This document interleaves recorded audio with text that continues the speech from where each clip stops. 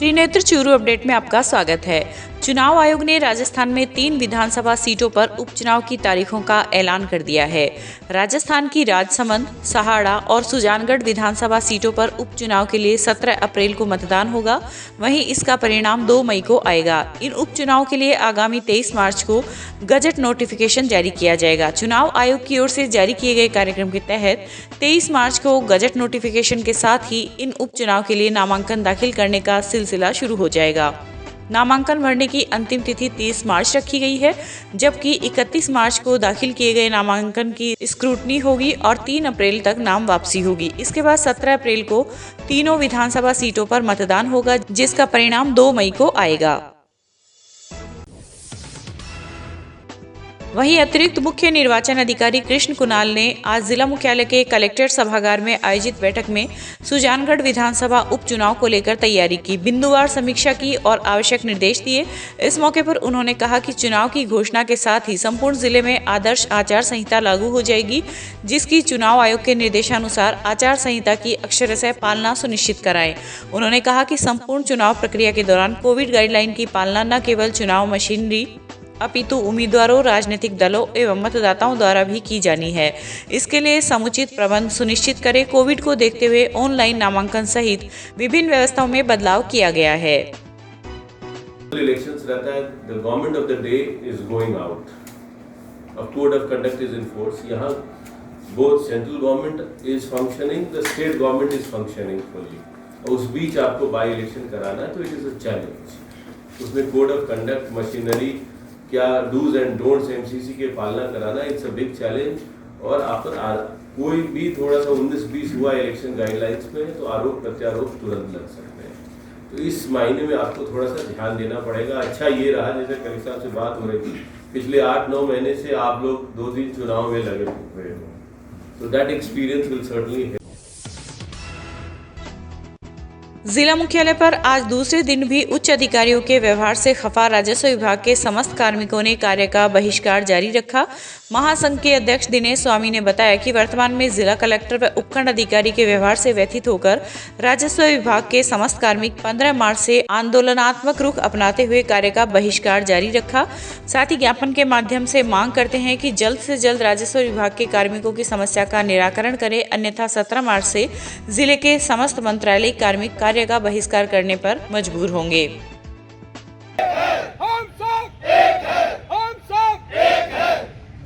प्रशासन मुर्दाबाद, मुर्दाबाद, मुर्दाबाद। जुटा प्रशासन मुर्दाबाद, कलेक्टर मुर्दाबाद, मुर्दाबाद, मुर्दाबाद। तो स्टेडियम मुर्दाबाद। होश में आओ, होश में आओ, होश में आओ। चूरू प्रशासन होश में आओ, होश में आओ, होश में आओ। चूरू जिला कलेक्टेड के समस्त कर्मचारी, इसमें बाबू वर्ग भी है, समस्त सारे कर्मचारी आ गए, इसमें सारे कैडर आ गया, सारा कैडर चूरू कलेक्टर और चूरू एसडीएम के विरुद्ध उनके व्यवहार अव्यवहारिक के कारण आंदोलनरत हैं।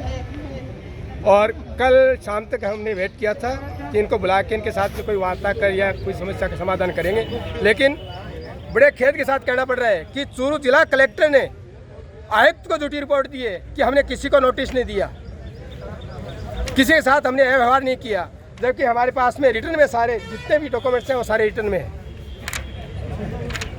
आज शाम तक इनका या तो कोई समाधान हो जाएगा, अन्यथा कल चूरू जिला के समस्त कर्मचारी, समस्त विभाग के कर्मचारी आंदोलन में आएंगे और इस कार्य बहिष्कार करेंगे। इसकी समस्त जिम्मेदारी है वो जिला प्रशासन चूरू की होगी।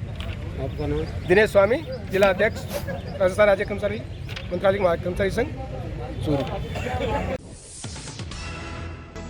रतनगढ़ के सेल्स टैक्स ऑफिस में एसीटीओ अलका शर्मा की अध्यक्षता में आज शहर के विभिन्न व्यापार संघों के प्रतिनिधियों की बैठक हुई। बैठक में जीएसटी संबंधी समस्याओं के लिए चर्चा की गई। इस दौरान एसीटीओ ने व्यापारियों को आश्वासन दिया कि टैक्स संबंधी कोई समस्या होगी तो अधिकारियों को अवगत कराएं ताकि समस्या का समाधान किया जा सके। इस मौके पर खुदरा व्यापार संघ के अध्यक्ष रामावतार बूबना, विष्णु दत्त चौधरी, मातेश्वरी, अजीत सरिया, रेडीमेड व हौजरी संघ के अध्यक्ष महेंद्र इंदौरिया सहित कई व्यापारी उपस्थित थे। देश भर के बैंक कर्मी निजीकरण के विरोध में उतर गए हैं। इसी के चलते बैंकों में मंगलवार को दूसरे दिन भी हड़ताल जारी रही। प्रदेश में करीब 36,000 बैंक कर्मी इस हड़ताल में शामिल हुए। ऐसा अनुमान लगाया जा रहा है कि 2 दिन तक चले इस हड़ताल के दौरान करीब 20,000 करोड़ का कारोबार प्रभावित होगा। United forum of bank unions के आह्वान पर पूरे देश में बैंकों के निजीकरण का विरोध बैंक कर्मी कर रहे हैं। इसी के तहत चूरू के लाल घंटाघर के पास स्थित भारतीय स्टेट बैंक की मुख्य शाखा के सामने आज कार्मिकों ने अपनी विभिन्न मांगों को रखते हुए धरना प्रदर्शन किया। इस मौके पर NCBE के नरपत सिंह राठौड़ व श्याम सुंदर सैनी सहित अनेक कार्मिक मौजूद थे। हमारी जो 2 दिवसीय हड़ताल थी, पूरे देशव्यापी हड़ताल रखी गई थी, उसमें कल हम लोगों ने धरने और प्रदर्शन पूरे देश भर में हुए। करोड़ों अरबों का लेन देन अटका, ATM की व्यवस्थाएं बनी रखी थी बैंक ने, लेकिन जो सरकार की जो नीतियों जो निर्मला सीतारमण ने जो 2 बैंकों को निजीकरण के लिए जो लोकसभा में अध्यादेश पारित कराने की कोशिश की, हम इसका पुरजोर विरोध करते हैं। इसी परिप्रेक्ष्य में आज हमारे यहाँ चूरू शाखा आईबोक की शाखा ने ये धरना और प्रदर्शन का प्रोग्राम रखा गया है। भारत सरकार की सार्वजनिक संपत्ति बेचने की जो जन विरोधी नीति है, उसके विरोध स्वरूप United forum of bank union पूरे देश भर में 2 दिवसीय हड़ताल पे आयोजन किया जा रहा। आज सेकेंड डे है। देश के अधिकांश बैंकों के ताले नहीं खुले हैं और भारत सरकार की जन विरोधी सभी नीतियों का विरोध कर रहे हैं। हमें आशा है कि सरकार समय रहते जनहित की बातें करेगी और ये जो काले कानून है बैंकों का निजीकरण किया जा रहा है, इसको बंद करेगी। वहीं सरदार शहर में भी निजीकरण के विरोध में बैंक कर्मचारियों की चल रही हड़ताल आज दूसरे दिन भी जारी रही, जिसके कारण बैंकों के पिछले 4 दिनों से ताले लटके हुए हैं। वह सोमवार व मंगलवार को कर्मचारी हड़ताल पर जाने से पिछले 4 दिन से बैंक का कारोबार ठप पड़ा है। United forum of bank union के बैनर तले चल रही हड़ताल के दौरान SBI की मुख्य शाखा के कर्मचारियों ने केंद्र सरकार के खिलाफ जमकर नारेबाजी की। इसके पश्चात रैली निकालकर गांधी विद्या मंदिर शाखा पहुंचकर सद्बुद्धि यज्ञ में आहुति दी। इसके पश्चात राष्ट्रपति के नाम एक ज्ञापन तहसीलदार को सौंपा।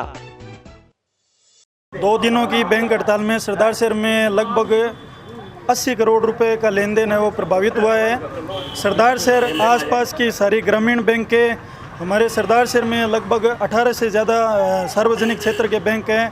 उनके साथ में ग्रामीण बैंकों की बहुत सी ब्रांचें हैं। आप देख रहे हैं बहुत बड़ी तादाद में यहाँ पर कर्मचारी हैं जो कि सरकार की जो नीतियाँ हैं उनके विरोध में उतरे हैं, क्योंकि जो निजीकरण का जो इन्होंने मानस बनाया है वो कहीं भी जनहित में नज़र नहीं आ रहा। क्योंकि जो निजीकरण की जो नीति है वो हमसे ज़्यादा जो सार्वजनिक क्षेत्र के जो लोग हैं, जो जीवन यापन कर रहे हैं, जो गरीब तबके का लोग है, उसको सबसे ज़्यादा नुकसान इस निजीकरण से होगा। जिला मुख्यालय पर आज महिला जन जागृति संस्थान चूरू की अध्यक्षा अनीता जोशी के नेतृत्व में वार्ड नंबर 53 में अतिक्रमण हटाने को लेकर जिला कलेक्टर को एक ज्ञापन सौंपा गया। इस दौरान अनीता जोशी ने कहा कि पिछले लगभग 30 वर्षों से अतिक्रमणकारियों द्वारा बहुत से क्षेत्र पर कब्जा किया गया है तथा उक्त लोग रोजाना वन विभाग की जमीन को लेकर झगड़ा फसाद करते हैं, जिससे कॉलोनी वासी बहुत परेशान है। इस अवसर पर सुमन, प्रेमलता, शांति सहित कई महिलाएं मौजूद थी। वार्ड नंबर 53 में वन विभाग की भूमि अतिक्रमण, गंदे पानी व तालाब हटवाने, हरे पेड़ बचाने की व व्यवस्था बनाए रखने के बाबत श्री कलेक्टर महोदय से हम मिलने जा रहे हैं कि भाई यहाँ पे इतने ये अतिक्रमण की जगह है उसे इस हिसाब से कवर कर रखा है कि लोगों ने जो स्टैंप के ऊपर बेच भी रहे हैं, खरीद भी रहे हैं और रोज़ की लड़ाई है। 25 से 30 सालों से ये वार्ता चल रही है, जिसमें मेरी महिलाएं बहनें हैं, ये बहुत परेशान हैं। इनके आसपास में रोज़ मार पीट, लड़ाई झगड़ा होता है, यहाँ तक कि हॉस्पिटल में भी एडमिट करवाना पड़ता है और अब जान माल का खतरा भी बन चुका है।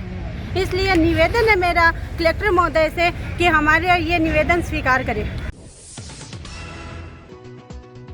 चूरू की लोहिया महाविद्यालय में आज व्याख्याताओं के रिक्त पदों को लेकर महाविद्यालय के छात्र छात्राओं के द्वारा विरोध प्रदर्शन करते हुए तालेबंदी की गई।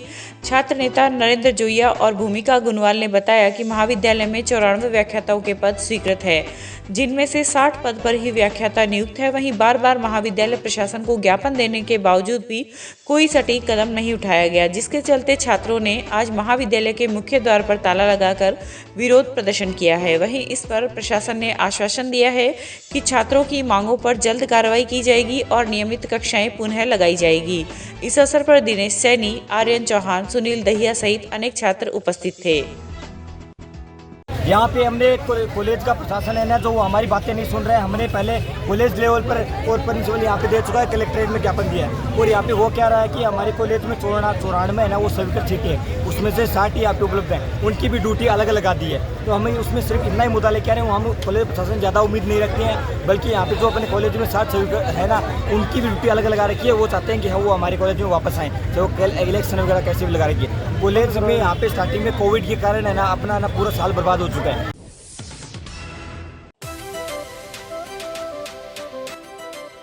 श्री दादू दयाल सैंडस्टोन हमारे यहाँ पर करौली, धौलपुर, बंसी, पहाड़पुर के पत्थरों पर कुशल कारीगरों के द्वारा नक्काशी व खुदाई का कार्य किया जाता है।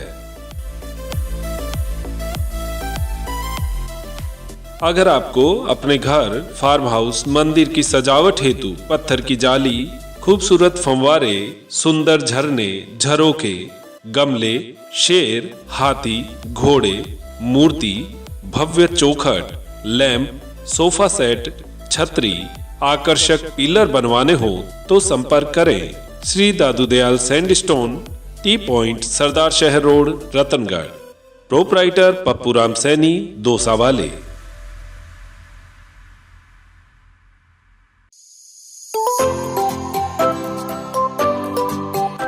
अब गर्मी में क्यों होना परेशान, जब आपके शहर में खुल चुका है कूलर्स का भव्य प्रतिष्ठान। तो चले आइए हरी ट्रेडिंग कंपनी के पास और ले जाइए अपना मनपसंद कूलर और पाइए गर्मी से राहत। हमारे यहाँ पर सभी प्रकार के लोहे, फाइबर व प्लास्टिक बॉडी के कूलर उपलब्ध है, वो भी वाजिब दामों में। एक से एक टॉप क्वालिटी के साथ में होम डिलीवरी की सुविधा भी उपलब्ध है। इसके साथ ही कूलर के सभी प्रकार के स्पेयर पार्ट्स, घास और हनीकॉम्ब भी उपलब्ध है।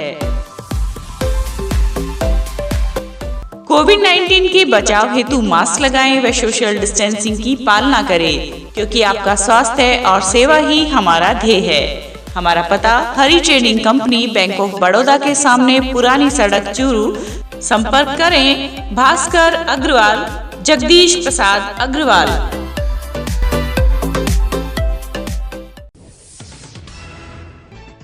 जोधपुर डिस्कॉम बकाया वसूली अभियान के तहत सख्ती बरत रहा है। करीब 7 करोड़ रुपए का राजस्व उपभोक्ताओं में बकाया चल रहा है और डिस्कॉम के अधिकारियों द्वारा वित्तीय वर्ष में 3 करोड़ 95 लाख रुपए का टारगेट रतनगढ़ में स्थानीय अधिकारियों को दिया गया है।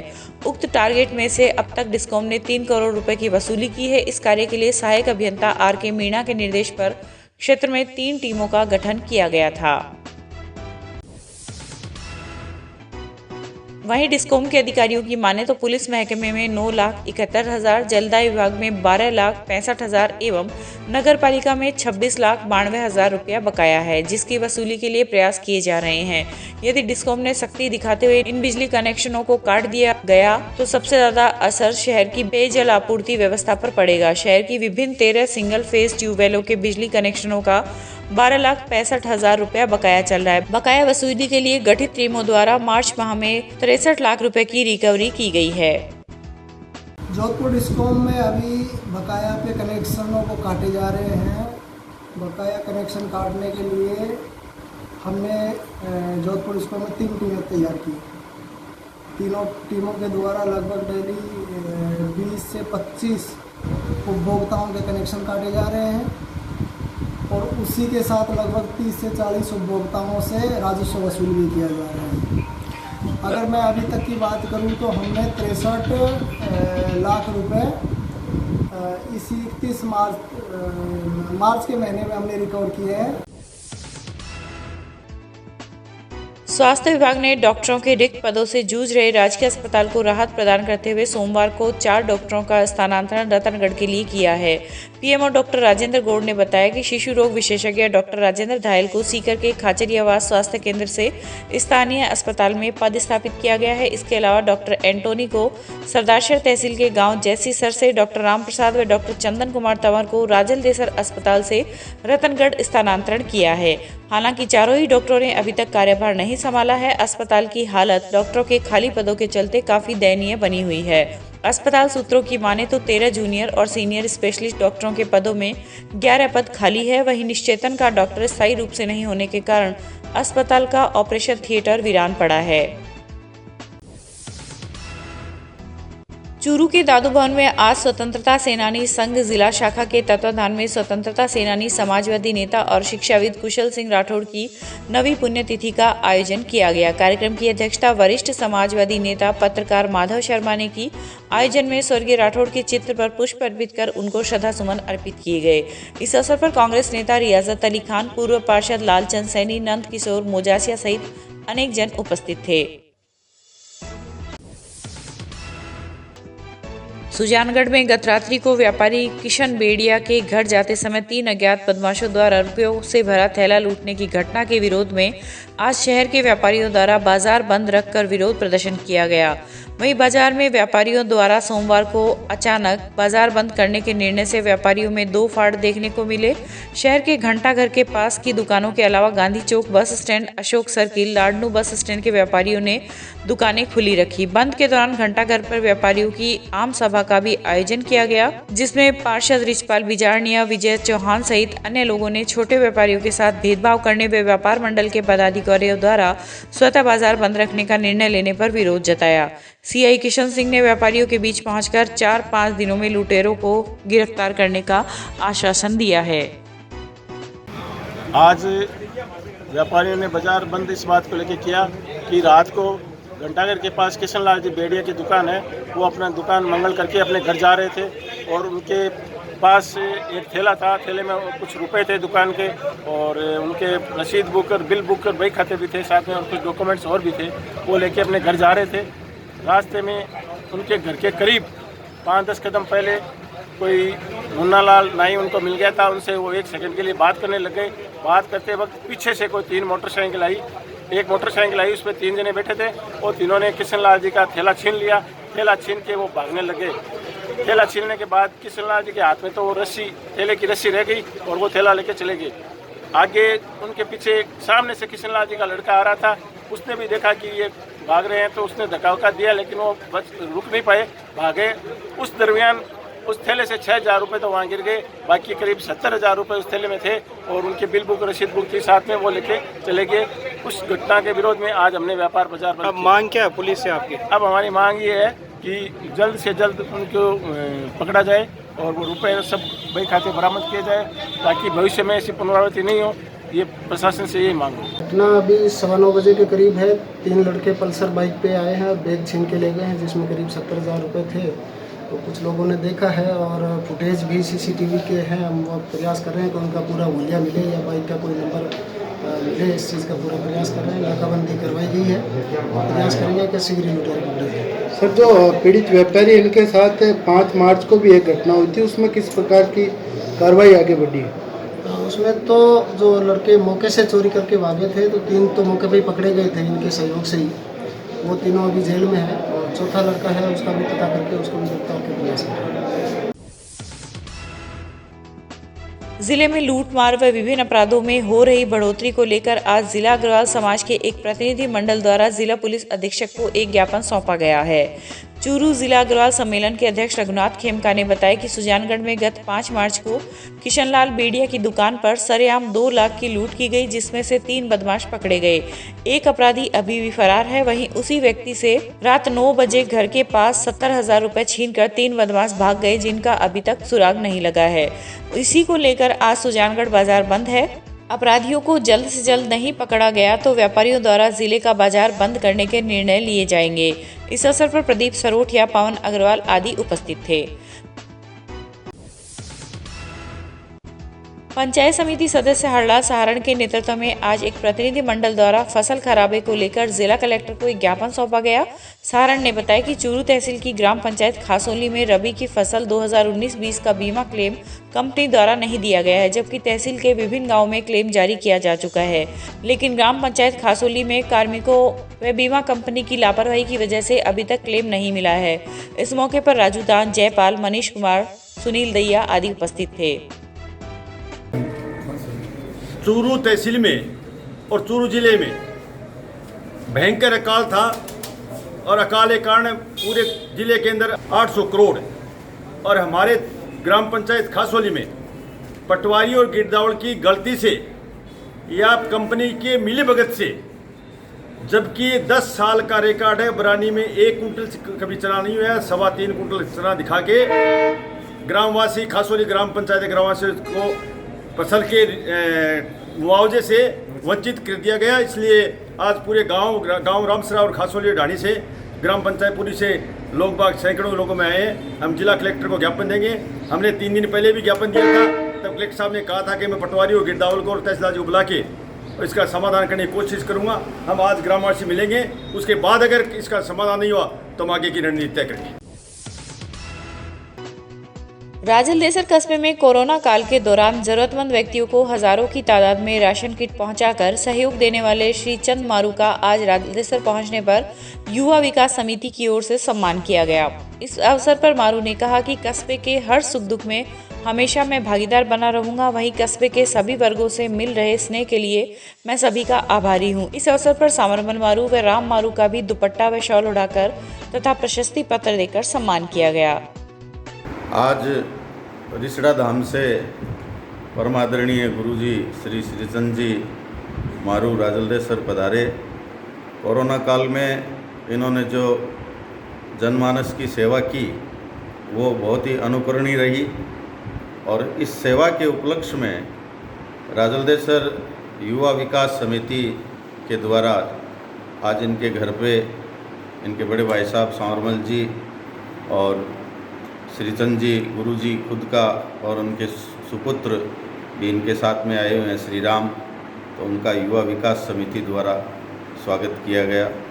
परमपिता परमेश्वर से यही प्रार्थना करते हैं कि निरंतर ऐसी परिस्थितियों में कोरोना काल जैसी बहुत ही हृदय विदारक घटनाक्रम में जो जनमानस की इन्होंने सेवा की, इसके लिए परमपिता परमेश्वर उत्तरोत्तर इनको प्रगति प्रदान करे। जय श्री बालाजी की। आज़ादी का अमृत महोत्सव के अंतर्गत होने वाले कार्यक्रमों की पूर्व तैयारी के लिए आज रतनगढ़ उपखंड कार्यालय में महात्मा गांधी जीवन दर्शन समिति की बैठक एसडीएम शिवपाल जाट की अध्यक्षता में हुई, जिसमें 23 मार्च को ब्लॉक स्तर पर आयोजित अहिंसा यात्रा को लेकर कार्यक्रम निर्धारित किए गए। यात्रा 23 मार्च की सुबह राजकीय जालान स्कूल से प्रारंभ होकर उपखंड कार्यालय पहुंचेगी तथा अमर शहीद भगत सिंह, राजगुरु व सुखदेव के बलिदान को नमन करते हुए 2 मिनट का मौन रखा जाएगा। वहीं बैठक में कोरोना वैक्सीनेशन जागरूकता को लेकर भी निर्देश दिए गए हैं। इस अवसर पर तहसीलदार धीरज झाझड़िया, समिति के संयोजक हरिप्रसाद इंदौरिया, सह संयोजक नवीन वर्मा, सीबीओ विक्रम सिंह चौहान, अतिरिक्त विकास अधिकारी प्रभुदयाल राजपुरोहित सहित अन्य कर्मचारी व अधिकारी उपस्थित थे। जिला कलेक्टर सावरमल वर्मा ने कोविड वैक्सीनेशन को लेकर सोमवार शाम उपखंड स्तरीय अधिकारियों के साथ वीसी के जरिए अब तक की प्रगति की समीक्षा की और स्थिति में बेहतरी के लिए सामूहिक प्रयासों पर बल दिया। इस दौरान जिला कलेक्टर ने कहा कि जिन लोगों को कोविड वैक्सीन के पहले डोज के समय सूचित किया जा चुका है, उन्हें दूसरे डोज के लिए किसी दूसरे मैसेज का इंतजार करने की जरूरत नहीं है। पहले डोज के 28 दिन पूरे होते ही उसी सेंटर पर जाकर दूसरा डोज लगवाया जा सकता है। साथ ही जिला कलेक्टर ने कहा कि कोविड वैक्सीनेशन केवल चिकित्सा विभाग का कार्य नहीं है, हम सभी मिलकर प्रयास करेंगे तब यह वैक्सीन सब लोगों तक पहुंच पाएगी और हम कोरोना महामारी की आशंकाओं से मुक्त हो सकेंगे। सरदार शहर में कोरोना वैक्सीन के तीसरे चरण के तहत 60 साल की उम्र से ज्यादा उम्र के लोगों को वैक्सीन का टीका लगाया जा रहा है। शहर के वार्ड संख्या 13 स्थित प्राथमिक स्वास्थ्य केंद्र पर टीकाकरण शिविर में बड़ी उत्साह के साथ महिला और पुरुष बुजुर्गों ने टीकाकरण करवाया। इस अवसर पर एएनएम मनोज और कृष्णा जादू ने 60 साल से ज्यादा उम्र के लोगों को टीका लगाया। पब्लिक हेल्थ मैनेजर विजय मूड ने बताया कि टीकाकरण को लेकर बुजुर्गों में उत्साह देखा जा रहा है। वहीं टीका लगवाने के बाद किसी भी प्रकार की कोई परेशानी सामने नहीं आई है। इस अवसर पर एसीडीओ बाबूलाल स्वामी रायचंद ने टीकाकरण का ऑनलाइन पंजीयन किया। अभी 60+ जो है कैटेगरी, उसके अंदर अपने CHC के अंदर 1500 के लमसम और पूरे सदासर के अंदर वही 2500 से 3000 के बीच में टीकाकरण अब तक हो चुका है और ये भी आगे कंटिन्यू रहेगा। ये अब टीकाकरण अभी तो 60+ और जो 45 से लेके 59 साल तक के आदमी हैं जिनके कोई गंभीर बीमारी है, जैसे कि हाई ब्लड शुगर है या कोई कैंसर वगैरह जो बीमारियां हैं लाइलाज, उनके भी टीका लग रहा है। श्याम मोरछड़ी दीवाने परिवार द्वारा रतनगढ़ के श्रीताल वाले श्याम मंदिर में चल रहे फाग महोत्सव के दौरान सोमवार की रात चंगों की थाप पर श्रद्धालु थिरकने लगे। इस दौरान भजन संध्या का शुभारंभ बालकृष्ण धड़ की गणेश वंदना से हुआ। इस दौरान गायक कलाकार अरविंद महेश्वरी, शांतनु, वेद पाठी, देवकी सोनी, संजय मुरारका एवं SP वर्मा ने अपने अपने भजनों की प्रस्तुतियां दी। भजन संध्या के दौरान श्रद्धालुओं व गायक कलाकारों पर पुष्पों की वर्षा की गई। वहीं बुधवार को पाबू सर की हरिओम चंग पार्टी द्वारा धमालों की प्रस्तुतियां दी जाएगी तथा बंटी हरिद्वाल द्वारा बाबा के खजाने का वितरण किया जाएगा। इस मौके पर अनिल भरतिया, बंशीधर मारोठिया, प्रकाश चौधरी, आलोक चंगोईवाला, बलवीर पूनिया सहित काफी संख्या में श्रद्धालु उपस्थित थे।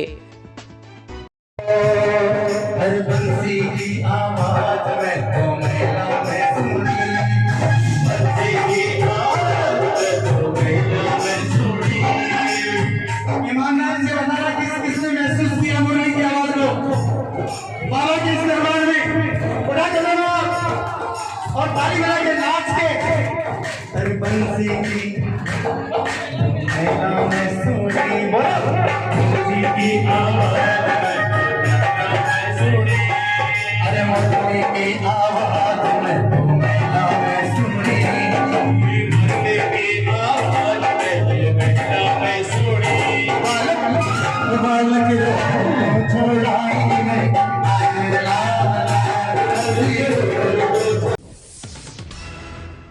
चूरू मुख्यालय के गढ़ के पास स्थित श्री पंचमुखी बालाजी मंदिर का वार्षिक उत्सव हर्षोल्लास के साथ मनाया गया।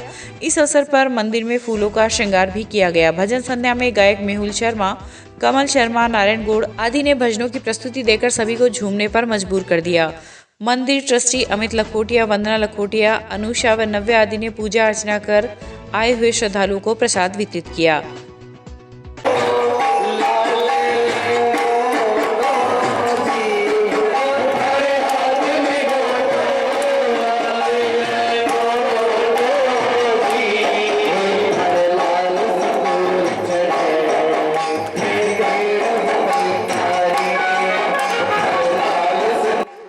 वार्षिक उत्सव पे नमस्कार जी, मैं अमित लखोटिया, मैं दिल्ली से आया हूँ।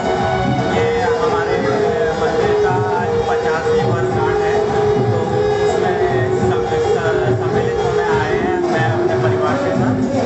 ये मंदिर मेरी दादी जी की गोमती देवी जी उनकी याद में बनाया गया था। तो मेरे पिताजी, मेरे ताऊ जी, मेरे चाचा जी उन लोगों ने मिलकर बनाया था। सन 1971 में बना था ये मंदिर। तो मेरी दादी जी की बहुत इच्छा थी कि हमारा एक मंदिर होना चाहिए, इस वजह से ये मंदिर बनाया था हमने। और तब से आज तक 50 साल हो गए अब आज, और लखोटिया परिवार की इसको पूरा टेक कर रहा है आज तक। 68 में हमारी दादी सास जी उनकी डेथ हुई थी, तो उन्होंने उनकी एक मनोकामना थी कि उनका कोई मंदिर हो। तो गौतमी देवी लखोटिया जी जो हमारी दादी सास थी, उनके उसमें दादाजी और उनके सुपुत्रों ने मिलकर ये मंदिर का निर्माण कराया और इसका निर्माण 1971 में करवाया था। आज उसके 50 साल हो गए हैं। तो उसी उपलक्ष्य में ये आज हर्षोल्लास का दिन है, जिसको हम यहाँ सेलिब्रेट कर रहे हैं। भजन संध्या का आयोजित किया है लखोटिया परिवार ने।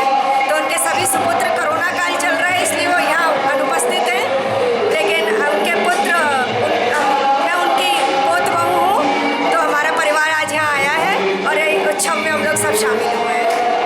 अगर भगवान की मंशा रही तो अगले साल 51वां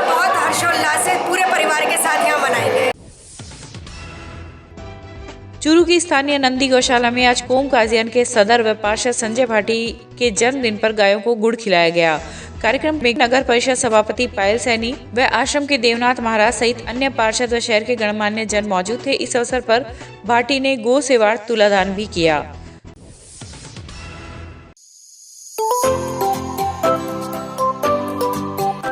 अब गर्मी में क्यों होना परेशान, जब आपके शहर में खुल चुका है कूलर्स का भव्य प्रतिष्ठान। तो चले आइए हरी ट्रेडिंग कंपनी के पास और ले जाइए अपना मनपसंद कूलर और पाइए गर्मी से राहत। हमारे यहाँ पर सभी प्रकार के लोहे, फाइबर व प्लास्टिक बॉडी के कूलर उपलब्ध है, वो भी वाजिब दामों में। एक से एक टॉप क्वालिटी के साथ में होम डिलीवरी की सुविधा भी उपलब्ध है। इसके साथ ही कूलर के सभी प्रकार के स्पेयर पार्ट्स, घास और हनीकॉम्ब भी उपलब्ध है। कोविड-19 के बचाव हेतु मास्क लगाएं व सोशल डिस्टेंसिंग की पालना करें, क्योंकि आपका स्वास्थ्य और सेवा ही हमारा ध्येय है। हमारा पता Hari trading company, bank of Baroda के सामने, पुरानी सड़क, चूरू। संपर्क करें भास्कर अग्रवाल, जगदीश प्रसाद अग्रवाल।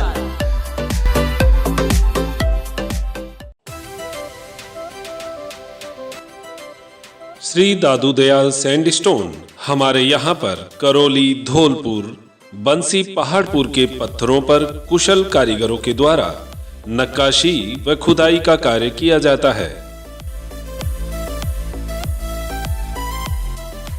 अगर आपको अपने घर, फार्म हाउस, मंदिर की सजावट हेतु पत्थर की जाली, खूबसूरत फंवारे, सुंदर झरने, झरोके, गमले, शेर, हाथी, घोड़े, मूर्ति, भव्य चौखट, लैंप, सोफा सेट, छतरी, आकर्षक पिलर बनवाने हो तो संपर्क करें Shri Dadu Dayal sandstone, T point, सरदार शहर रोड, रतनगढ़। प्रोपराइटर पप्पू राम सैनी, दोसा वाले।